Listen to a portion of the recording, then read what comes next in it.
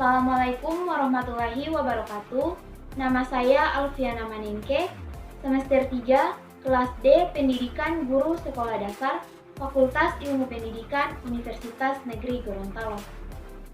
Yang saya hormati, dosen pengampu mata kuliah Pengembangan Kurikulum SD, Ibu Nurfadlia SPD MPD. Baiklah, pada kesempatan ini saya akan menyampaikan materi mengenai konsep dasar, dimensi, peranan, dan fungsi kurikulum.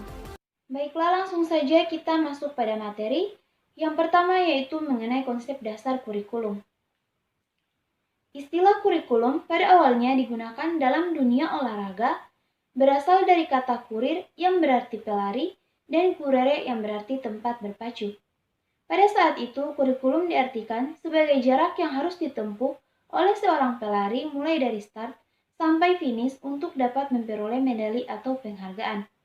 Kemudian pengertian tersebut diterapkan dalam dunia pendidikan menjadi sejumlah mata pelajaran atau subjek yang harus ditempuh oleh seorang siswa dari awal sampai akhir program pembelajaran untuk memperoleh penghargaan dalam bentuk ijazah.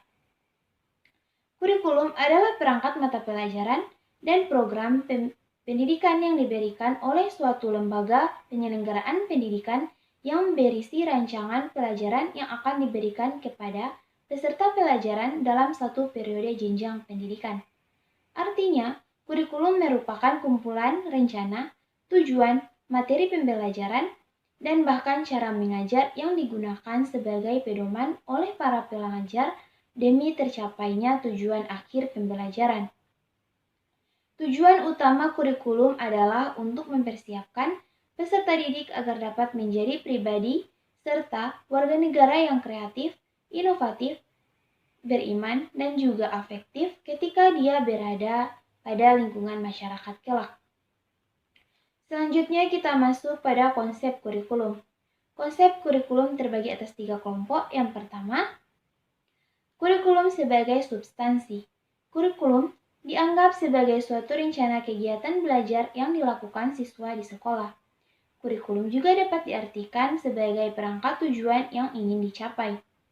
Sebagai suatu dokumen yang merumuskan tujuan, bahan ajar, kegiatan belajar dan mengajar, jadwal, serta evaluasi.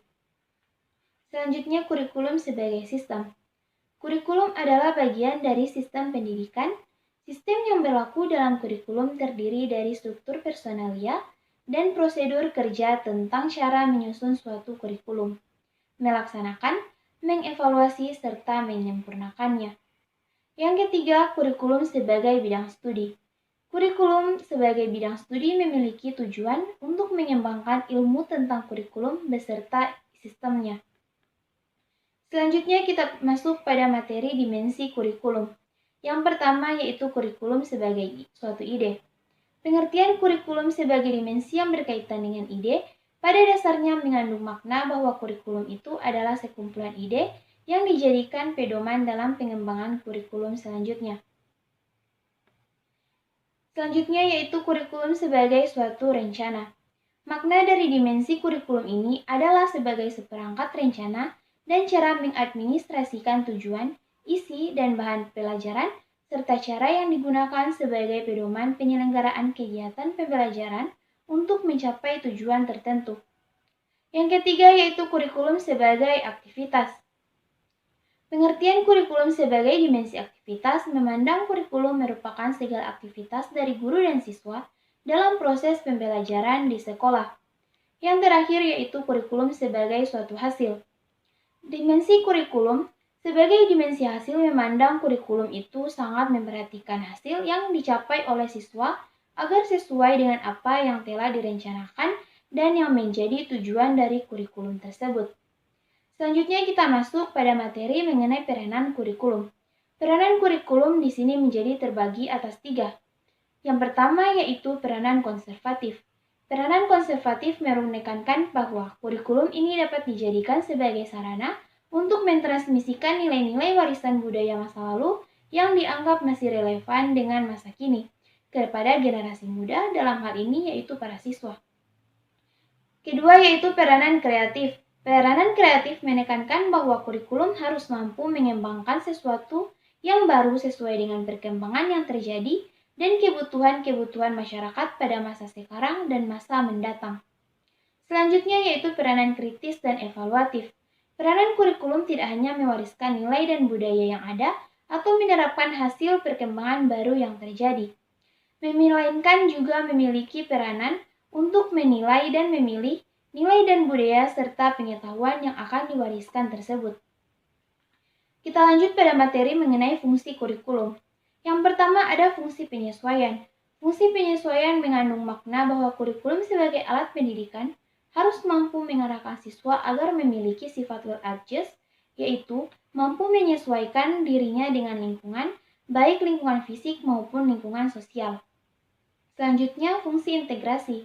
Fungsi integrasi mengandung makna bahwa kurikulum sebagai alat pendidikan harus mampu menghasilkan pribadi-pribadi yang utuh, siswa pun harus memiliki kepribadian yang dibutuhkan untuk dapat hidup dan berintegrasi dengan masyarakatnya. Kemudian fungsi diferensiasi. Fungsi diferensiasi mengandung makna bahwa kurikulum sebagai alat pendidikan harus mampu memberikan pelayanan terhadap perbedaan individu siswa. Selanjutnya fungsi persiapan. Fungsi persiapan mengandung makna bahwa kurikulum sebagai alat pendidikan harus mampu mempersiapkan siswa untuk melanjutkan ke jenjang pendidikan berikutnya. Kemudian yaitu fungsi pemilihan. Fungsi pemilihan mengandung makna bahwa kurikulum sebagai alat pendidikan harus mampu memberikan kesempatan kepada siswa untuk memilih program-program belajar yang sesuai dengan kemampuan dan minatnya. Yang terakhir yaitu fungsi diagnostik. Fungsi diagnostik mengandung makna bahwa kurikulum sebagai alat pendidikan harus mampu membantu dan mengarahkan siswa untuk dapat memahami dan menerima kekuatan atau potensi dan kelemahan yang dimilikinya. Sekian materi yang dapat saya sampaikan. Lebih dan kurangnya saya mohon maaf. Terima kasih. Wassalamualaikum warahmatullahi wabarakatuh.